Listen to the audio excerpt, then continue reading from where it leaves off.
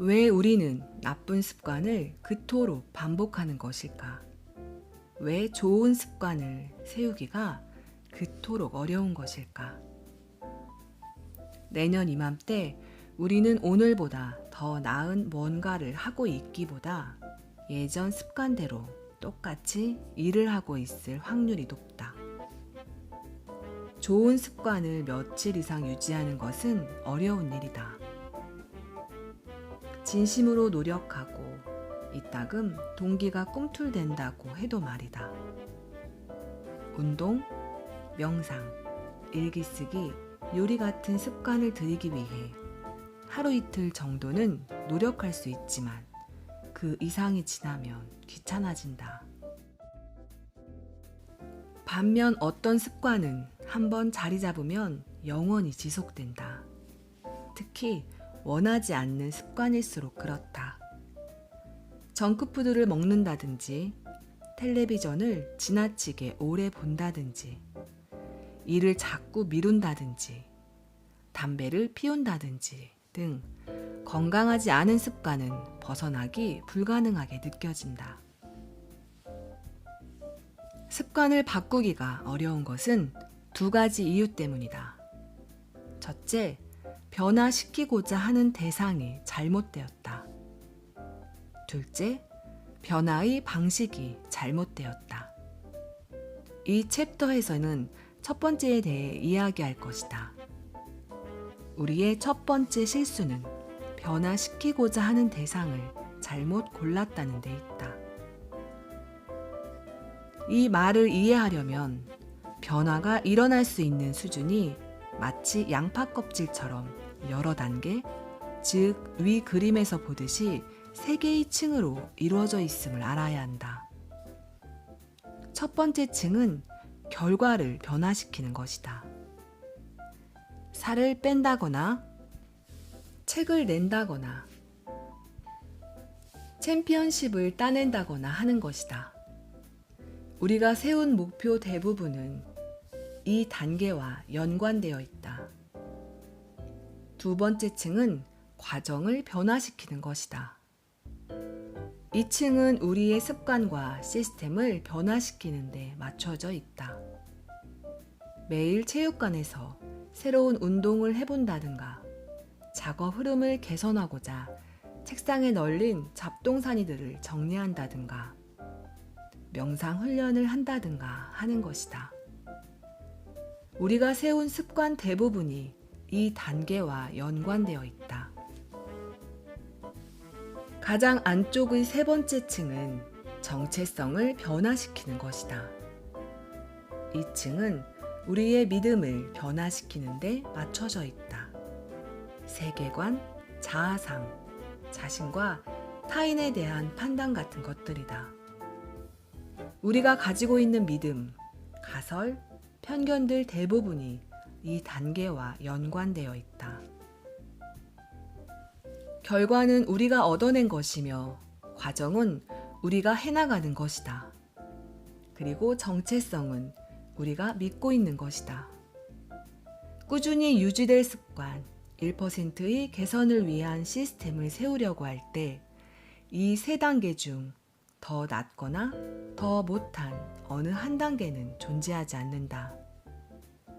변화의 단계 모두가 각각의 방식으로 유용하다. 문제는 변화의 방향에 있다.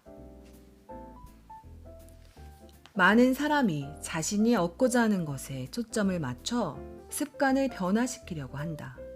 그러나 이런 태도는 결과 중심의 습관을 형성한다. 그러나 지속하기 위해서는 정체성 중심의 습관을 세워야 한다. 이는 내가 어떤 사람이 되고 싶은지에 집중하는 데서 시작한다.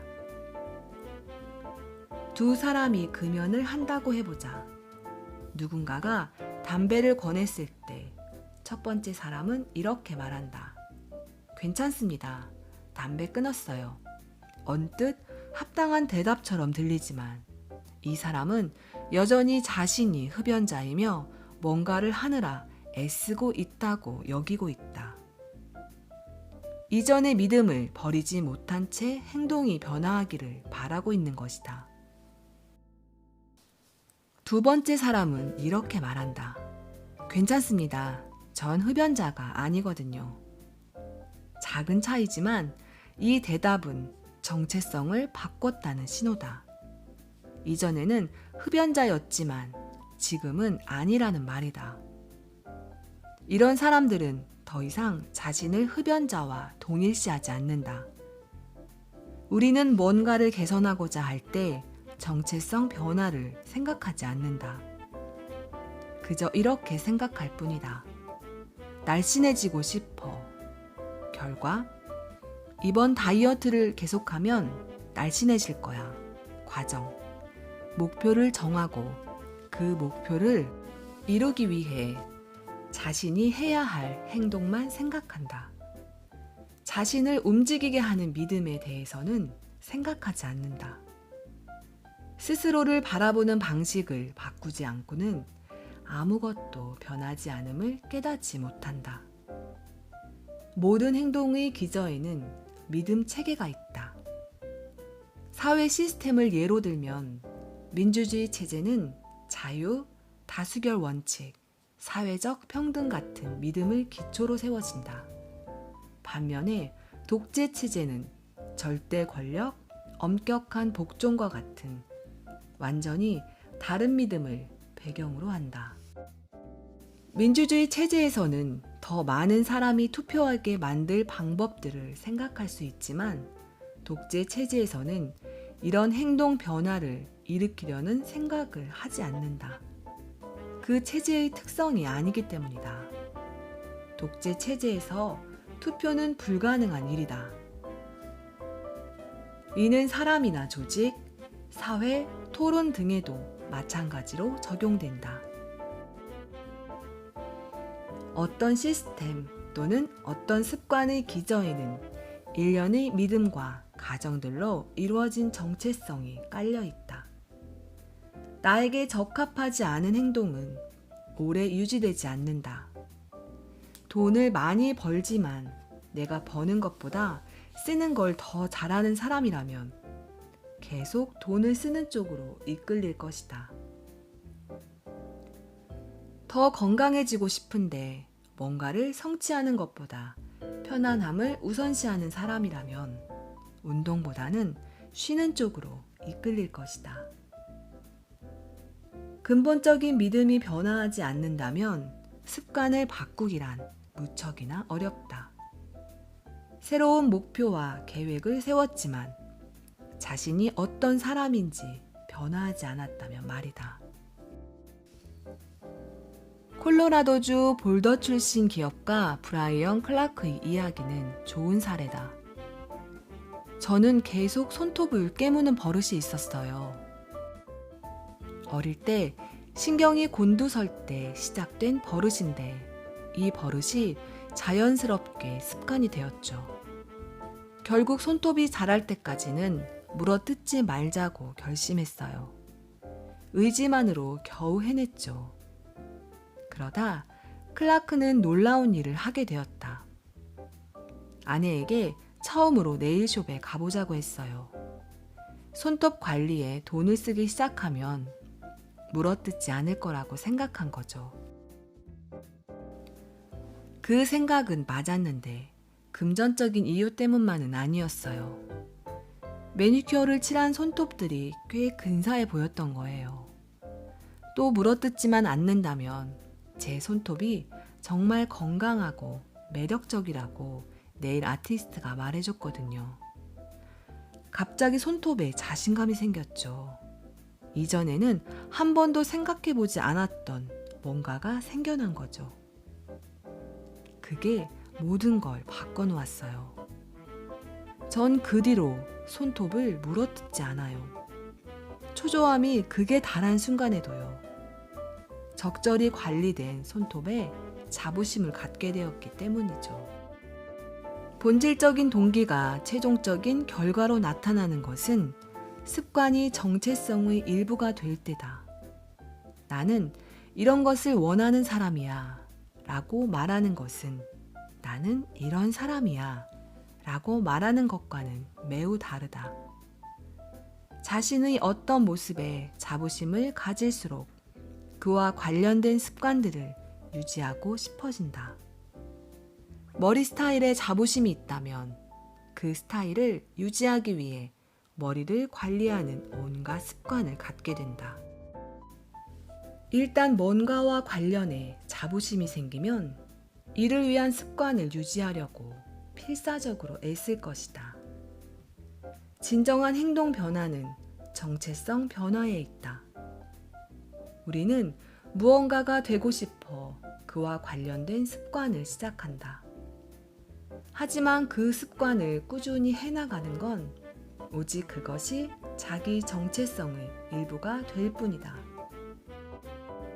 누구든 한두 번쯤 체육관에 가거나 건강한 음식을 먹을 수 있다. 하지만 그 행동 뒤에 자리한 믿음이 변화하지 않는다면 장기적으로 그 변화가 유지되기 힘들다. 변화는 나라는 사람을 구성하는 특성의 일부가 되기 전까지는 일시적일 뿐이다. 목표는 책을 읽는 것이 아니라 독서가가 되는 것이다. 목표는 마라톤을 하는 것이 아니라 달리기를 하는 사람이 되는 것이다. 목표는 악기를 배우는 것이 아니라 음악을 하는 사람이 되는 것이다. 우리가 하는 행동들은 대개 각자의 정체성을 반영한다. 우리는 의식했든 의식하지 않았든 자신이 어떤 사람인지 스스로가 믿고 있는 대로 행동한다. 연구에 따르면 사람들은 자신이 어떤 유형의 사람이라고 믿을 경우 그 믿음과 일치하는 방향으로 행동하는 경향이 있다고 한다. 예를 들어 스스로 투표하는 사람이라고 믿으면 단순히 투표라는 행위를 해야겠다고 생각하는 사람보다 더 많이 투표하는 경향이 있다. 자신의 정체성에 운동하는 사람을 집어넣은 사람은 일부러 운동해야겠다고 결심하지 않는다. 자신의 정체성에 맞는 일을 실행하기는 쉽다. 그래서 행동과 정체성이 완전히 조화를 이루면 더 이상 행동 변화를 추구하지 않아도 된다. 이미 스스로 그렇다고 믿고 있는 유형의 사람처럼 행동하기만 하면 된다. 습관 형성과 관련된 다른 모든 측면들처럼 이 역시 양날의 검이다. 이것이 나를 위해 작용하면 그 변화는 자기 개발의 강력한 추동력이 된다. 이것이 나와 반대로 작용하면 저주가 될 수도 있다. 일단 어떤 정체성을 수용하면 그에 따라 변화가 이루어지기 쉽다. 많은 사람이 스스로 인지하지 못한 상태에서 자신의 정체성이라고 생각하는 규범을 맹목적으로 따르며 살아간다. 난 지시받는 게 끔찍하게 싫어. 난 아침형 인간이 아니야. 난 사람들 이름을 잘 기억 못해. 난 늘 지각해. 난 기계랑 친하지 않아. 이 밖에도 수천 가지 다양한 유형이 존재한다. 수년 동안 스스로에게 한 가지 이야기를 반복해서 들려주면 어느새 익숙해져서 이를 사실로 받아들이기 쉽다. 그러면서 어떤 특정한 행동에 그 일은 나답지 않아 라면서 저항하기 시작한다. 자아상을 유지하기 위해 스스로를 압박하고 그 믿음에 부합하는 방식으로 행동하는 것이다. 자신이 아닌 것, 자신과 반대되는 것을 피하려고 한다. 자신의 성향과 관계된 어떤 행동이나 행동이 심화될수록 그것을 바꾸기는 더욱 어려워진다. 자신의 문화적 믿음, 자아상을 지탱하는 일을 하는 것, 개인 성향은 설령 잘못된 것일지라도 일단은 믿는 게 편안할 수 있다. 개인이든 집단 또는 사회든 긍정적인 변화를 가로막는 가장 큰 장벽은 정체성 갈등이다. 좋은 습관들이 합리적으로 느껴질 수는 있지만 자신의 정체성과 대립한다면 행동으로 옮기지는 못할 것이다. 어느 날 너무 바쁘거나 지치거나 부담되어서 또는 수백 가지 다른 이유로 우리는 습관을 유지하기가 힘들어진다. 하지만 장기적으로 그 습관을 유지하지 못하는 진짜 이유는 자신의 자아상과 반대이기 때문이다. 어떤 한 가지 모습의 정체성에 집착하면 안 되는 이유다. 자신이 말하는 최고의 모습이 되려면 자신의 믿음들을 끊임없이 편집하고 자기 정체성을 수정하고 확장해야만 한다. 여기서 해야 할 중요한 질문이 있다. 우리의 믿음과 세계관이 우리가 하는 행동에 중요한 역할을 한다면 그건 애초에 어디서 나온 걸까? 어떻게 그런 자아상을 형성한 것일까? 어떻게 우리를 방해하는 정체성의 조각들을 점차적으로 지워나가고 우리에게 도움이 되는 새로운 정체성을 만들 수 있을까?